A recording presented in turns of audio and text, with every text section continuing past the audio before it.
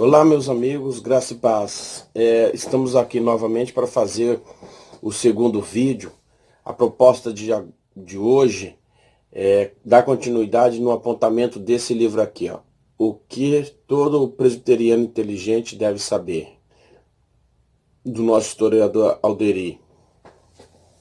Bom, o primeiro vídeo, esse é o segundo, eu tinha falado que esse livro aqui, ele tem 28 temas, né, que são divididos em 28 capítulos curtos, mas é um assunto muito extenso. O que a gente pode deixar já como introdutório é que as igrejas reformadas, entendidas como reformadas, não igrejas protestantes, porque as igrejas protestantes, elas estão protestando contra o regime da igreja cristã católica romana, então ela protesta sobre algum assunto, que é o que aconteceu com Lutero. Então essas igrejas são chamadas protestantes. Dentro dessas igrejas protestantes vai nascer uma outra tipo de linha de pensamento teológico e de igreja que vai querer não só uma pequena reforma como Lutero esperava ter. Lutero não esperava sair da igreja, mas apenas reformar alguns pontos da igreja. No entanto, algumas dessas igrejas protestantes elas esperavam uma grande reforma e começaram a fazer uma grande reforma nas suas igrejas e no seu modo de pensamento teológico e de culto. Então, essas igrejas, por buscar uma maior reforma, foram chamadas de igrejas reformadas. Bom, uma das diferenças dessa igreja, por exemplo, que a gente pode perceber em relação à igreja luterana, é que, por exemplo, os reformadores rompem com o pensamento medieval da época, enquanto que Lutero não. Um exemplo clássico disso é o próprio exemplo da cultura. As igrejas medievais acreditavam que a cultura pertencia a Satanás, era fruto de uma queda.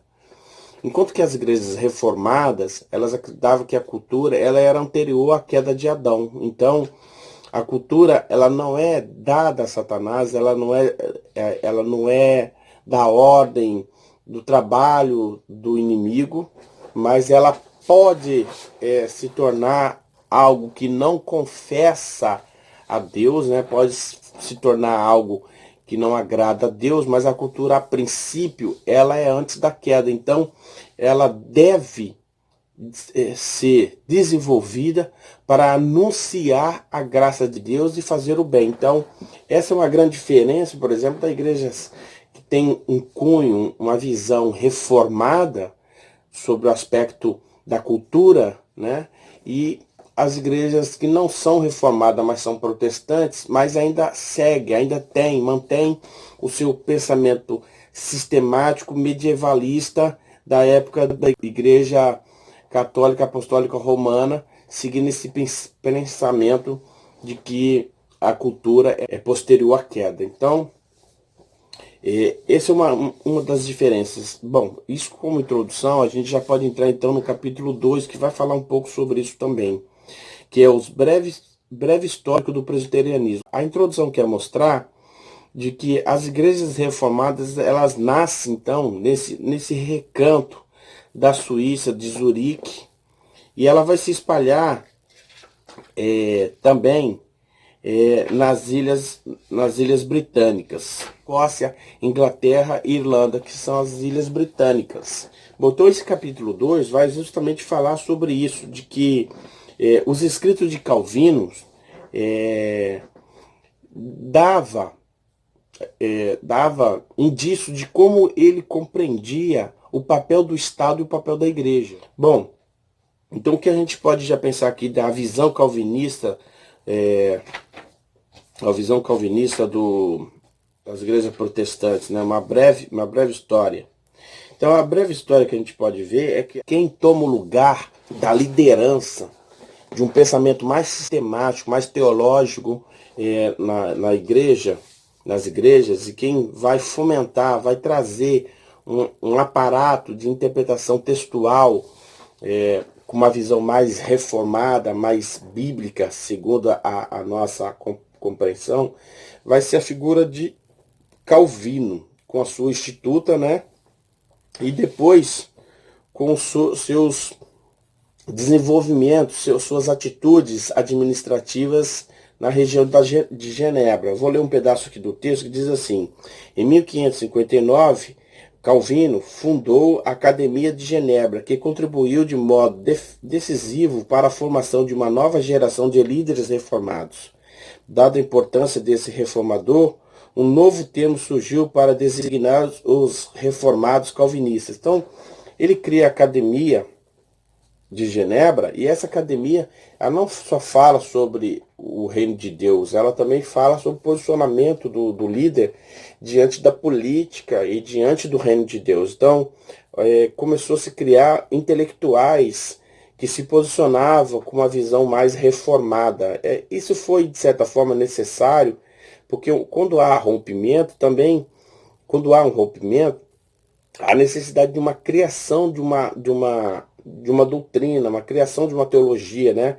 A criação da ortodoxia. Então, ao longo da história da igreja protestante, a igreja foi criando sua ortodoxia, foi criando seus documentos confessionais, daí que nasceu as confissões, foi também criando as suas interpretações textuais, as suas abordagens. Então isso tudo, e suas leis, então isso tudo a gente chama de ortodoxia, né? Então é normal que numa ruptura comece a se escrever como é que se deve pensar.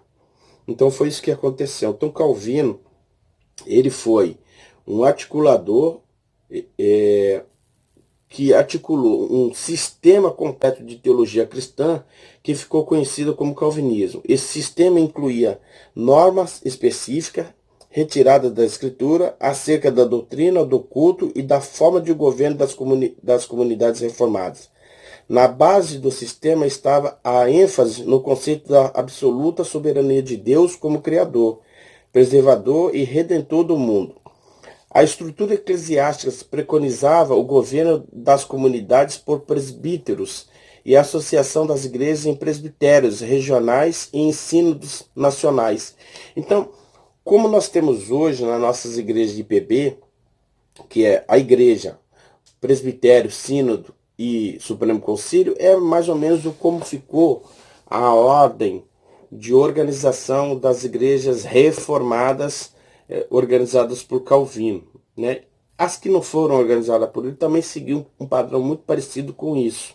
A partir daqui, depois de ele falar essas questões, vai ter um questionamento sobre a morte de Serveto, que era Miguel Serveto, que era um opositor a alguns pensamentos da reforma e que foi morto, e aqui o texto vai tentar mostrar que ele foi morto e com participação de Calvino. Então, ao longo da história, os líderes vão percebendo que esse foi um grande erro, mas que a obra de Calvino e suas ações foram muito fundamentais e que não poderia apagar a história por conta dessa limitação da sua época, desse erro e de sua limitação ao mesmo tempo. Bom, depois, o que o texto vai falar sobre o avanço do protestantismo reformado em outras regiões do leste europeu.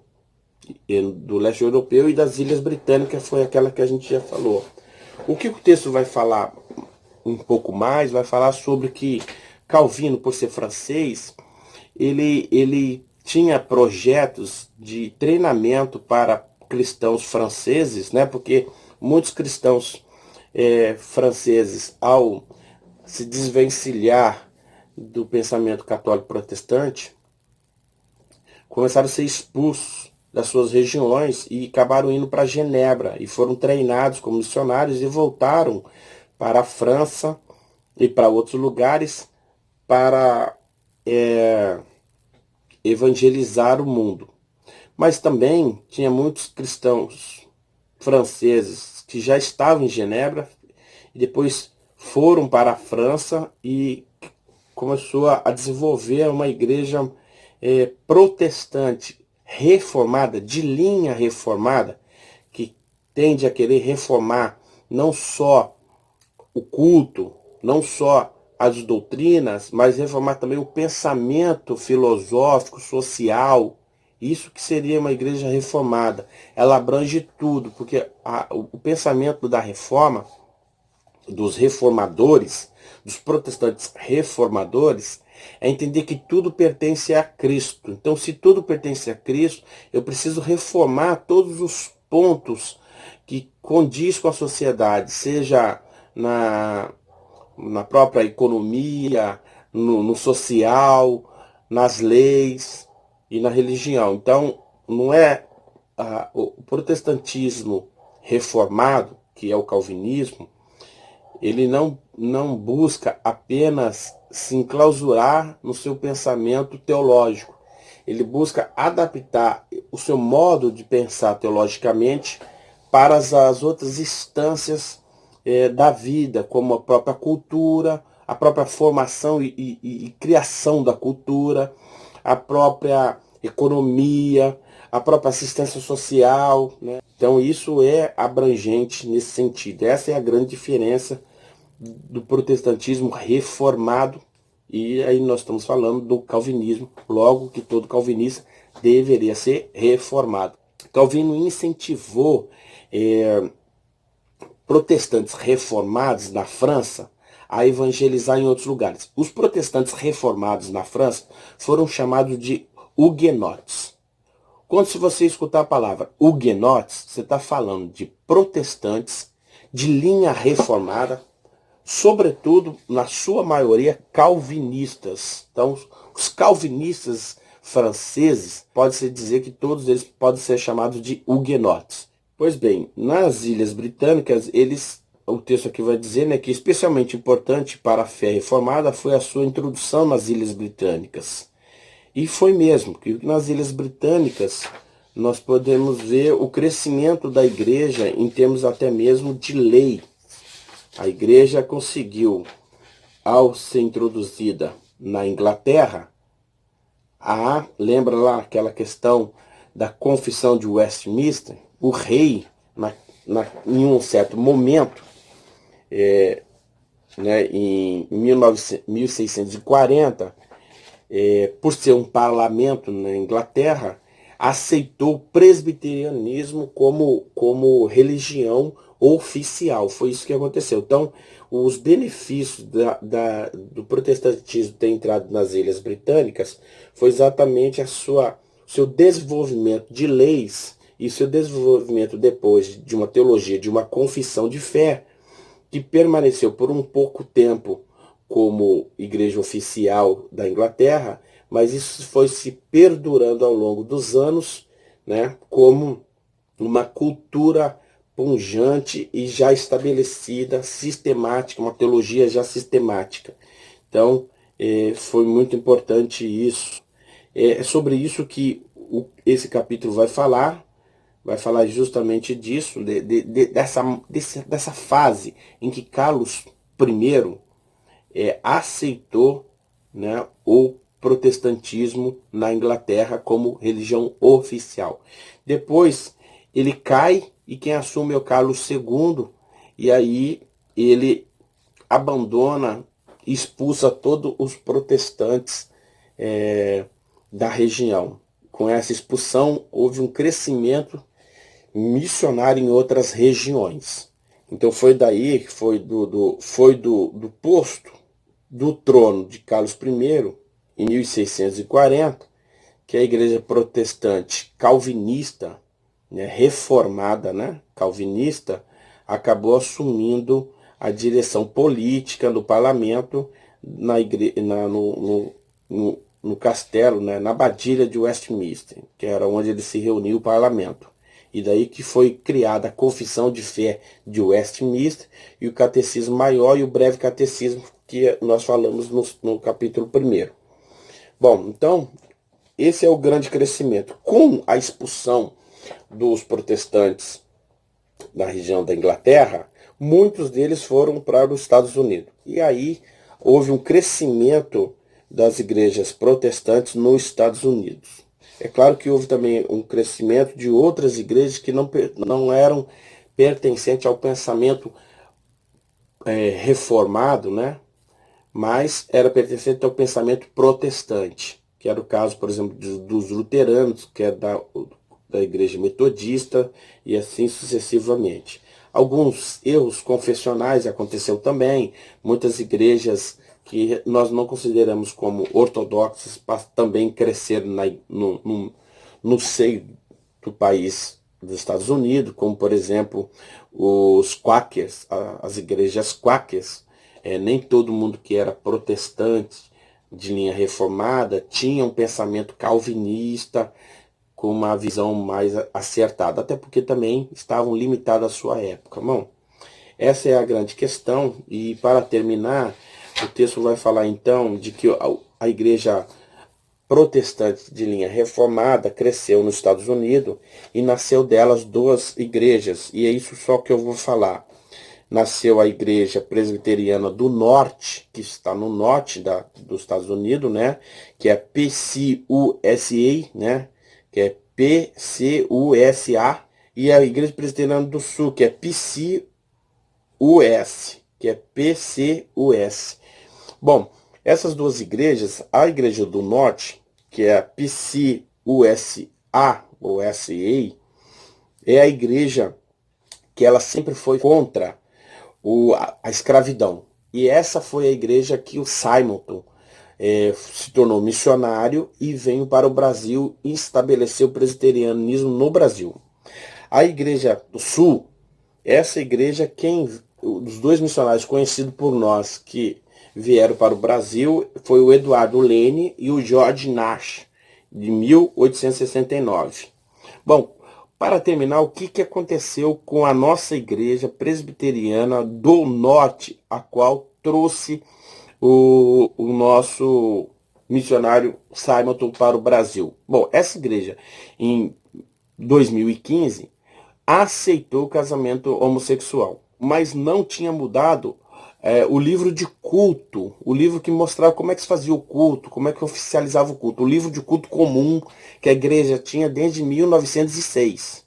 Mas, recentemente, ela mudou o livro de culto comum, que sempre havia revisões, né? Revisões para entrar novos corinhos, novos cânticos, revisões para fazer ofícios, mudança de ofício. Então entrou a questão do divórcio, de um ofício para o divórcio, entrou também a questão do ofício para o casamento de pessoas do mesmo sexo. Então, quando você ouve dizer que a igreja presbiteriana nos Estados Unidos faz casamento homossexual, que igreja que é essa? É a igreja presbiteriana do norte. A igreja, pasme, a igreja que mandou o Simonton para o Brasil. E a nossa igreja, IPB, ela se desvencilhou da igreja presbiteriana do norte por conta do casamento gay. Então nós não temos mais um relacionamento saudável com a igreja presbiteriana do norte por conta disso, isso que acontece. Então só a igreja presbiteriana do sul, a que eu estou sabendo, é uma igreja ainda ortodoxa nesse sentido. Assim como igrejas, parece que as igrejas do sul geralmente são dentro dessa linha da ortodoxia mais fundamentalistas, mais fiéis à palavra, como por exemplo Batista do Sul, tende a ser mais ortodoxa, mais firme, e a do Norte menos. Então é isso, esse é o capítulo 3, 2, queria ter feito o 3 junto, mas não dá. Um abraço, próximo faço o capítulo 3 desse livro aqui. Um abraço para todos, tudo de bom.